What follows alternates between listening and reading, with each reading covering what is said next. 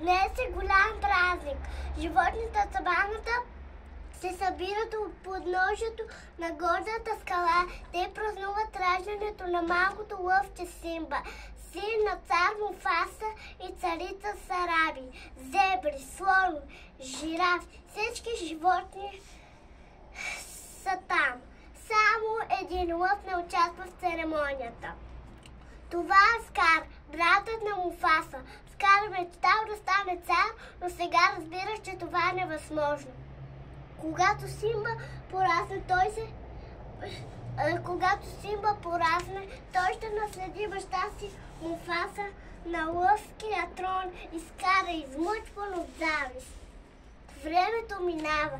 Симба расте и се превръща в малко лъвче, изпълнено с любопитство. Той обича да тича по кавалеркия си баща и да открива светът. Муфаса го учи на много важни неща. Като цар трябва да уважаваш всички същества.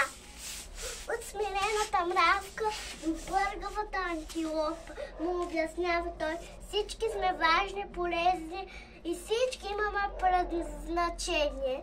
И така всички ние съжителстваме заедно във великия кръговрат на живота. А Скар, той все още не се отказа ми предал. По-точно, сега планира да стане цар на мястото на Симба. И за да постигне това, той се съюзява с коварните хиени, които охотно му се подчиняват. Един ден той обидава Симба да го последва до дълбок камък.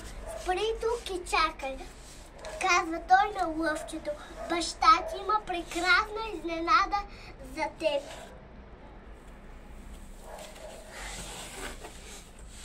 И докато Скар подава знак на хиените и те подплашват стадото със своя маниакален кикот.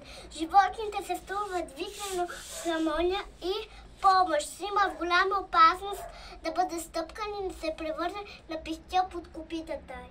За да стане извън подозрение, Скар тича да допреди Муфаса, преструвайки на разтревожен. Муфаса, побързай, стадото полудя, видях Симба там долу. И царят веднага хлупва да помогне на своя син, благодарение на смелостта и силата му. Той просто го спаси, но висла от ръбът на висока скала и не може да Скар, братко мой,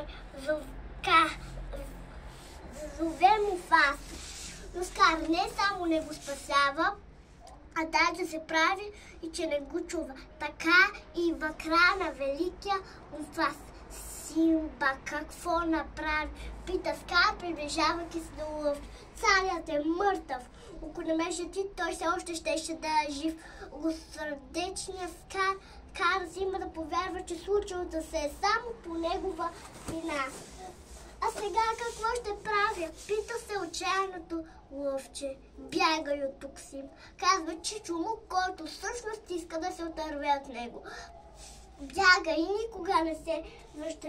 Верното лъвче му повярва и побягва, за да се махне колкото е възможно по-далеч. Планът на стария успеш. Най-после злият лъв ще стане цар, господарят на саваната. Симба остава сам, далеч от дома си. Обаче късмета му скоро се усмихва, защото среща много отлични приятели. Брадавичестата свиня Пумба и слориката Тимон. Симба е тъжен, но не иска да сподели тежкото си положение с тях. Обаче Тимон успява да го убеди. Трябва да оставиш миналото зад гърба, казват той на лъвчето. Моето е Хакуна Матата, което значи никакви грижи. Така, да, правилно, Хакуна Матата. И да безмежен живот. И така с двамата си много хубави приятели. Симба започва нов живот в гората и открива, че това е едно прекрасно място. След дърветата има много реки за игра и много голями за олени. Не му харесва да яде много насекомите, които живеят в трасите, но Симба се научава да съжителства с тях. Толкова е приятно да се смееш да играеш. Една сутрин млада лъвица идва отдалеч. Вижда Пумба и се приготвя да му се нахвърли. Помощ! крещи той, опитвайки се да избяга. Но когато Симба се изправи срещу лъвицата, той разбира, че това е неговата приятелка. Нала. Симба не може да повярва на очите. Толкова се радва, че отново се надолу усмивки и прегръдки.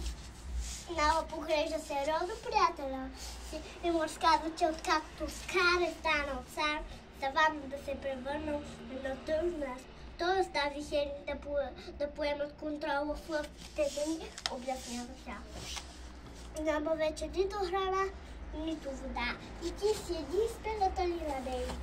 Нала горещо го моли. Младият лъв трябва да се върне при ръбът на гордата скала и да стане. Но Симба отказва. Минало за минало. И освен това още се обвинява за смъртта на баща си. Обаче нощ друг стар приятел среща се. Това е Рафики, мъдрият павлян.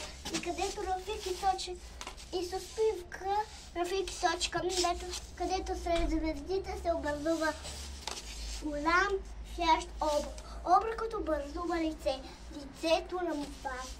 Ти си моля и законният цар, казва образът, и ти трябва да вземеш мястото си в кръговрата на небето.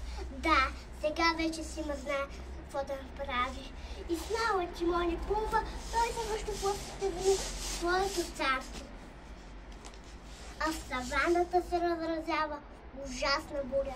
И когато Симба стига до ръбът на гордата скала, той вижда майка си Сараби съборена на земята. Скар, безсърдечният побойник, удари лъвицата, защото тя се осмелила да му се противопостави. Но сега нещата се промениха. Махни се от нея.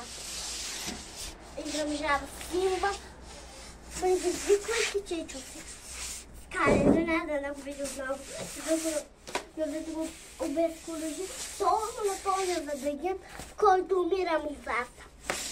Ако не беше ти, баща ти все още щеше да е жив, вика да по-силно от гърбата, да го чува от всички. И той, заедно с хиените, почва да отбутва Симба към ръбът на гордата скала. И Скар казва, смейки се, малко по-близо, докато не.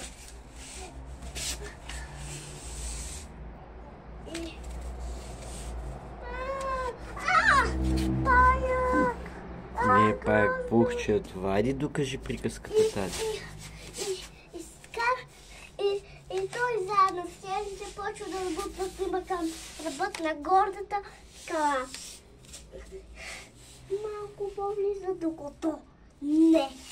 И младият лъв отстъпва крачка над, увисва се под коза на ногтите си от една дестина, както самия Муфаса преди много време. И Скар каза смейки се иронично, уверен в победата си. Баща ти имаше същото изражение преди да умре и сега ще разкрия тайната си. Аз убих Муфаса и Симба отваря широко очи. Сега той знае. Вината не е негова. Скар е убиецът. Използвайки всичките сили, той скача върху защитния лъв и го безвижда на земята. Скар почва да се отдалечава, но изведнъж се обръща, за да атакува Симба в град. Обаче младият лъв е по-бърз и тогава Скар пада право от скалата. Победа! Симба става новият цар лъв. Благодарение на него саваната отново ще се превърне в гостоприемно място, изпълнено с радост и мир. Няколко месеца по-късно, в един слънчев ден, Рафики извика към небето нагордено лъвче. Това е рожбата на Симба и Нала. И с това мъдър павлян обявява на животните раждането на новия принц. И така всички животни празнуват заедно, уверени в гордата скала. Щастливи обединение във великия кръговрат на живота.